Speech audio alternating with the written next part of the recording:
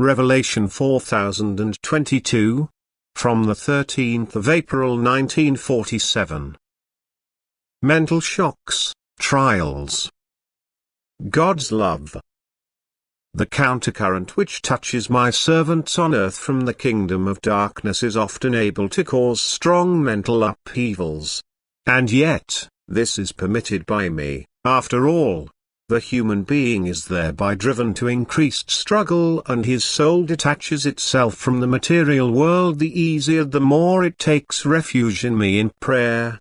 This is a necessity, often not recognized by people as beneficial, painful like a medical intervention, but which can preserve life.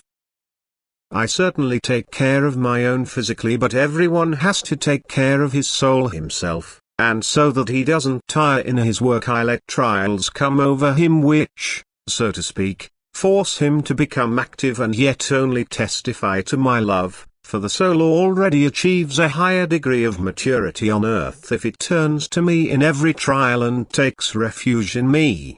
My adversary certainly also wrestles for this soul and tries to make it fall away. He tries to tempt it with earthly fulfillments. He also has the strength to grant earthly fulfillment, which is then applied when the soul gives up on me, when the desire for earthly happiness and well-being prevails and the world appears more appealing to the human being than the devotion of my love and grace, which the human being does not feel purely physically. And thus the human being can certainly obtain earthly happiness, but then he sells his soul for it.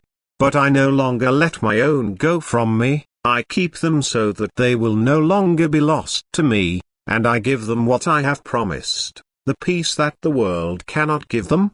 If only they resist the temptation, if I am more to them than the world.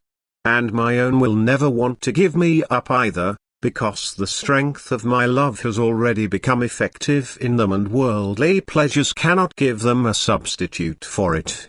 Therefore, whatever suffering and affliction earthly life still brings, accept it as wanted or permitted by me, and know that it is only for your own good, that it is only meant to increase your soul's maturity. Do not complain or grumble, but be happy in the certainty that you nevertheless possess my love, which would be an irreplaceable loss to lose, for this means darkness for eternity. But then you will be enlightened. You will be permeated by my love and extremely happy once you have ended your earthly life. You will find constant fulfillment of your longing. Your soul will live for eternity, and it will never ever need to live in want, because my love grants it everything to make it happy. Love, light and strength. For no eye has ever seen, nor ear ever heard, what I have prepared for those who love me. Amen.